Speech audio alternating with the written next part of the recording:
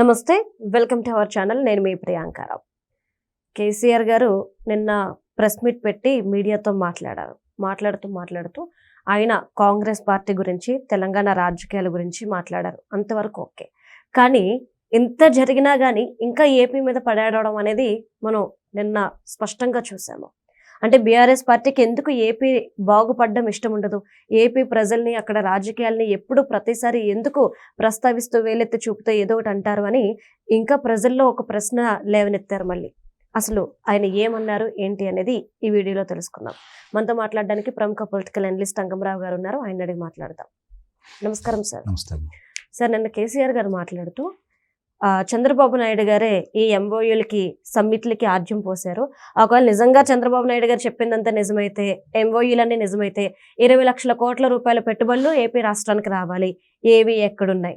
ఇంకొక ముఖ్యమైన ప్రశ్న ఏంటి అంటే, మొదటగా చంద్రబాబు నాయుడు గారు ఏవైతే ఎంఓయూ చేసుకున్నారో అది వంట మనుషుల దగ్గరనే ఎంఓయూ చేసుకున్నారు. ఇది కేసీఆర్ గారు వైజాగ్ గురించి, ఏపీ రాష్ట్రం గురించి, రాజకీయాల గురించి మాట్లాడుతుంది. ఇప్పుడు కేసీఆర్ గారు చెప్పింది వాస్తవమేనా? అసలు ఏం జరుగుతుంది?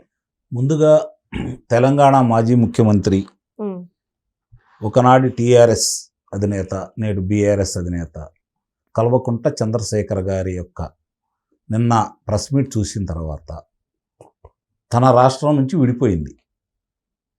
ఆంధ్ర రాష్ట్రం, తెలంగాణ విడిపోయారు 2014లో. విడిపోయిన పుణ్యమాన్ని నువ్వు ముఖ్యమంత్రి అయ్యావు.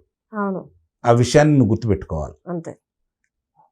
అప్పుడు ఆంధ్ర రాష్ట్రం విడిపోయిన తర్వాత చంద్రబాబు నాయుడు గారు అక్కడ ముఖ్యమంత్రి అవటమే ఇతనికి మొట్టమొదటి కడుపు మంటగా ఉంది.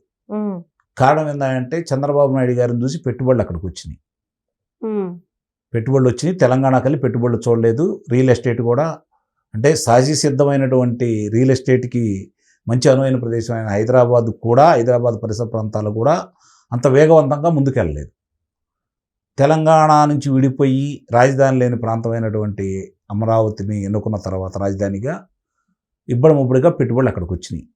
నువ్వు చెప్పేది ఏంటి? నువ్వు ఆంధ్ర రాష్ట్రంలో ప్రధాన ప్రతిపక్ష నేతవా, లేకపోతే ఆంధ్ర రాష్ట్రానికి సంబంధించిన వ్యక్తివిగా అక్కడ పెట్టుబడులు వచ్చినాయా రాలేదనేది నువ్వు చెబితే జనాలు తెలుసుకోవాలా? స్వయాన ఆనాడు పరిశ్రమల శాఖ మంత్రిగా ఉన్నటువంటి గౌతమ్ రెడ్డి గారు వైఎస్ఆర్సీపీ కాంగ్రెస్ పార్టీలో ఆయన చెప్పాడు, ఆంధ్ర రాష్ట్రంలో ఎన్ని లక్షల మందికి ఉద్యోగ కల్పన జరిగింది, ఎన్ని పరిశ్రమలు వచ్చినాయి అని చెప్పని. ఒకసారి రికార్డులు తీసుకొని పరిశీలించి చూసుకో. అయినా ఇంకా కూడా ఆంధ్ర మీద కడుపు మంట, చంద్రబాబు నాయుడు గారి మీద కడుపు మంట ఎందుకు ఉంది అంటే, ఇక్కడ ఇవాళ కాంగ్రెస్ దెబ్బకి ఆయన అధికారం కోల్పోయాడు. కాంగ్రెస్ పార్టీ తరఫున రేవంత్ రెడ్డి గారు ముఖ్యమంత్రి, కాంగ్రెస్ పార్టీ ముఖ్యమంత్రి రేవంత్ రెడ్డి గారు. అయినా సరే ఒకనాడు సహచరుడు ఆయనతో పాటు, ఒకనాడు తెలుగుదేశం పార్టీ వ్యక్తి కాబట్టి ఇప్పటికీ చంద్రబాబు నాయుడు గారి గురించి మాట్లాడితే, రేవంత్ రెడ్డిని చంద్రబాబు నాయుడిని ఒకే విధంగా గాడి కడితే, వాళ్ళిద్దరూ ఒకటే అనే భావం కనుక ప్రజల్లో కల్పిస్తే, మళ్ళీ తెలంగాణ సెంటిమెంట్ని రైజ్ చేసేసి వీళ్ళిద్దరూ ఒకటే అని చెప్పని 2018లో ఎన్నికల్లో లబ్ధి పొందిన విధంగా మళ్ళీ లబ్ధి పొందాలని చెప్పని అతను ఆలోచిస్తున్నాడు. అందుకని మళ్ళీ పదే చంద్రబాబు నాయుడు గారిని ఈరోజు నిన్న ఆయన కించపరుస్తూ మాట్లాడటం కూడా జరిగింది.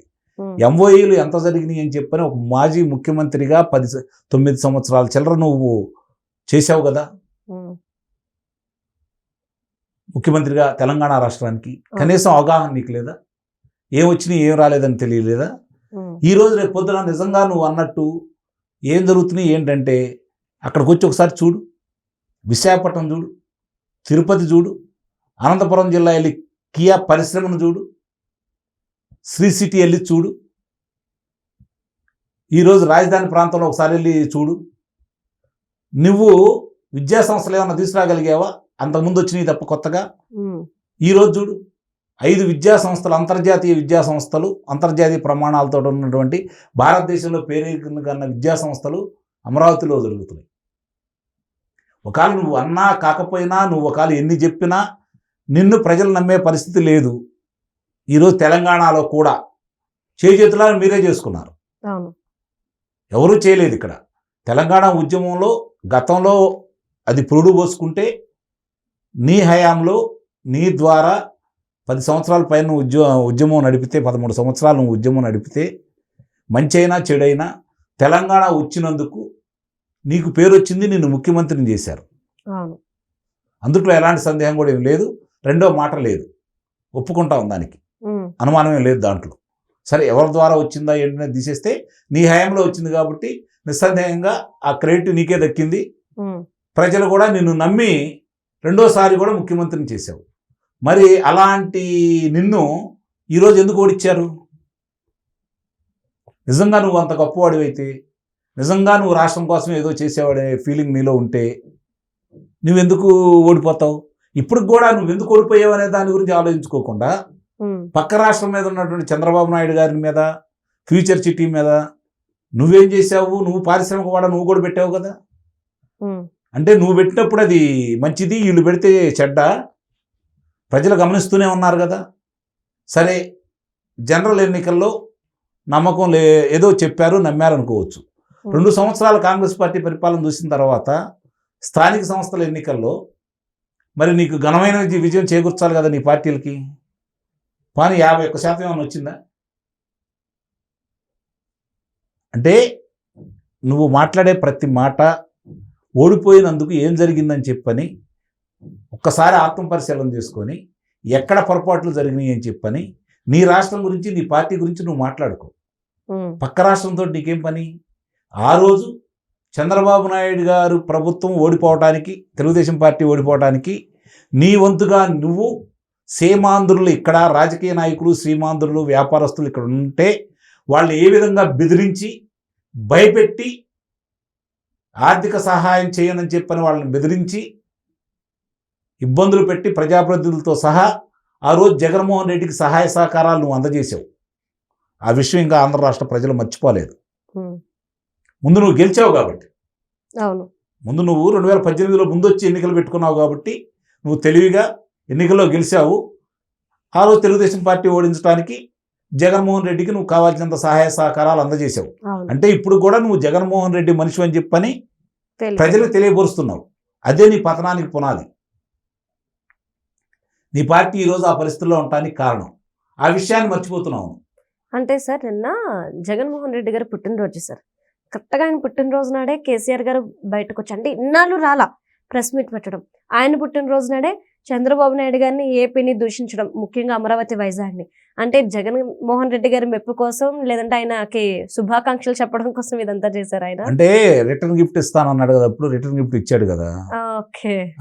ఇప్పుడు కూడా ఆయన పుట్టినరోజు నాడు కానుగ్గా చంద్రబాబు నాయుడు గారి మీద ద్వేషం పెంచే విధంగా మాట్లాడేసి ఆంధ్ర రాష్ట్రంలో పరిశ్రమలు ఏవి రావటం లేదని చెప్పని ఆయన చెప్పడంలోని ముఖ్య ఉద్దేశం. అవన్నీ బోగస్ అంటే, అవన్నీ బోగస్ అని చెబుతున్నాడు. అందుకే నేను అన్నాను, వచ్చి చెప్పు. అయినా ఆంధ్ర రాష్ట్రం గురించి ఈయన చేస్తే నమ్మే పరిస్థితిలో ఎవడున్నాడు? నీ రాష్ట్రంలో నిన్ను నమ్మలేదు, పక్క రాష్ట్రాన్ని నిన్ను ఎందుకు నమ్ముతాడు? ముందు నీ రాష్ట్రంలో మళ్ళీ నువ్వు గెలిచిన తర్వాత మాట్లాడు. ఎట్లా గెలవాలో నువ్వు చూసుకో, నీ రాజకీయ వ్యూహాలు నువ్వు వేసుకో. దాని గురించి ఎవరు తప్పట్టం. ఎందుకంటే ఒక రాజకీయ పార్టీగా అంతిమంగా అధికారమే పరమావిధి కాబట్టి, అధికారంలో రావడానికే ప్రయత్నం చేస్తారు కాబట్టి ఎవరైనా సరే, నువ్వు అధికారంలో రావడానికి నువ్వేం చేయాలో నువ్వు చేసుకో. దాని గురించి మేమేం తప్పట్టం. దాని గురించి రెండో ఆలోచన చెయ్యం మనం. కానీ పక్క రాష్ట్రం అయినటువంటి ఆంధ్ర రాష్ట్రంలో అక్కడ ఏం జరుగుతుంది ఏంటనేది నువ్వు, నీకు ఏదైనా ఇబ్బంది అయినప్పుడు నువ్వు మాట్లాడాలా. నీ గురించి వాడు ఏదైనా మాట్లాడినప్పుడు మాట్లాడాలా. ఈరోజు నీ గురించి మర్చిపోయారు వాళ్ళు. నీ గురించి మాట్లాడే అసలు నీ గురించి ఎవరు పట్టించుకోరు అక్కడ ఆంధ్ర రాష్ట్రంలో. నువ్వు ఇక్కడ ఎందుకు పట్టించుకుంటున్నావు? ఇక్కడ కూర్చొని నువ్వు ఎందుకు మాట్లాడినా? పోనీ ఇక్కడ ఏదైనా సమస్య వచ్చి వాడు వచ్చేమన్నా మాట్లాడారా? నీకు ఆ రోజు నువ్వు రిటర్న్ గిఫ్ట్ ఇచ్చినందుకు నీ ఇంటికి వచ్చి జగన్మోహన్ రెడ్డి భోజనం చేసి ఆంధ్ర రాష్ట్రానికి రావాల్సినటువంటి ఇక్కడ ఉన్నటువంటి బిల్డింగులు కావచ్చు, ఇక్కడ ఉన్నటువంటి 70,000 కోట్ల రూపాయలకు సంబంధించినవి కావచ్చు, నీకు దారాదత్తం చేసి వెళ్ళాడు కదా. మరి 811 టీఎంసీలకు సంబంధించి 522 టీఎంసీలు ఆంధ్రాకి, 299 టీఎంసీలు తెలంగాణకు అని చెప్పని ఎఫెక్స్ కమిటీలో ఉన్న తర్వాత దాని అభ్యంతరం తెలిపితే కేసీఆర్ ఇద్దరికి సమానంగా రావాలి, ఇట్లా ఉండకూడదని చెప్పానంటే, నీకు కానుకగా ఆ రోజు తెలంగాణకి జగన్మోహన్ రెడ్డి ఆంధ్ర రాష్ట్రానికి చేసినటువంటి అన్యాయం ఏందంటే ఎఫెక్స్ కౌన్సిల్లో లేదు, యథావిధిగా కొనసాగించాలి అని చెప్పని నువ్వు పెట్టినటువంటి అర్జీకి అభ్యంతరం చెప్పకుండా అతను అనుమతి ఇచ్చాడు చూడండి. అది నీకు కానుకగా ఇచ్చాడు. రాయలసీమకు ద్రోహం చేశాడు, రాయలసీమ బిడ్డగా ఉండి. ఆంధ్రప్రదేశ్కు ద్రోహం చేశాడు, ముఖ్యమంత్రి చేసినటువంటి ఆంధ్రప్రదేశ్కి.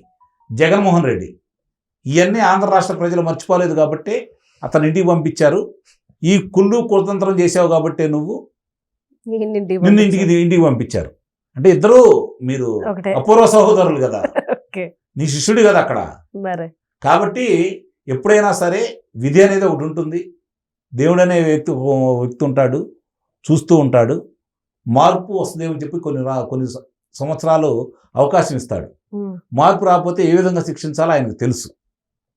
రైట్. కాబట్టి ఆంధ్ర రాష్ట్ర ప్రజల, తెలంగాణ ప్రజల ఈరోజు అన్నదమ్ముల్లా కలిసిపోయి ఉంటానని అన్నారు. ఆ రోజు అధికారం కోసం నువ్వు మాట్లాడావు. మళ్ళీ మీరు ఎన్నికలు రాబోయేటప్పుడు రామారావు గారి జపాన్ని, చంద్రబాబు నాయుడు గారి జపాన్ని మళ్ళీ మీరు తలుస్తూ ఉంటారు.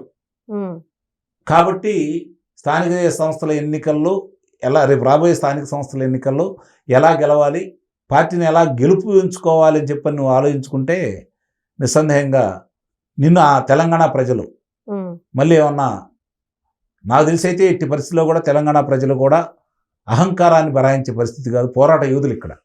అవును సార్. అవమానాన్ని భరించలేరు, అహంకారాన్ని భరించలేరు. వాళ్ళకి పోరాటాలు పురిటిగడ్డ తెలంగాణ గడ్డ అంటే ఇవాళ మన కొత్త ఏమీ కాదు. కాబట్టి న్యాయ నిర్ణేతలు వాళ్ళే. రేపు ఎవరిని ఆమోదిస్తారో, ఎవరిని కింద పడేస్తారో ప్రజల నిర్ణయం. అంతే. ఆంధ్ర రాష్ట్రం అయినా, తెలంగాణ రాష్ట్రం అయినా, భారతదేశంలోనైనా. కాబట్టి నువ్వు చెబితే వినేవాళ్ళు లేరు ఆంధ్ర రాష్ట్రంలో. నువ్వు జాకీలు పెట్టి జగన్మోహన్ రెడ్డిని లేపాలన్నా కూడా లేపే పరిస్థితిలో లేదు. ముందు నువ్వు లేచి నుంచో ఓపికగా మాట్లాడు. నీ తెలంగాణ ప్రజల కోసం, తెలంగాణ రాష్ట్రంలో వాళ్ళకి ఏదైనా అన్యాయాలు జరుగుతుంటే దాని మీద పోరాడు. మళ్ళీ పార్టీని తిరిగి అధికారంలో తీసుకురావడానికి నువ్వు ప్రయత్నం చెయ్యి. దాన్ని మనం తప్పట్టాల్సిన పని లేదు.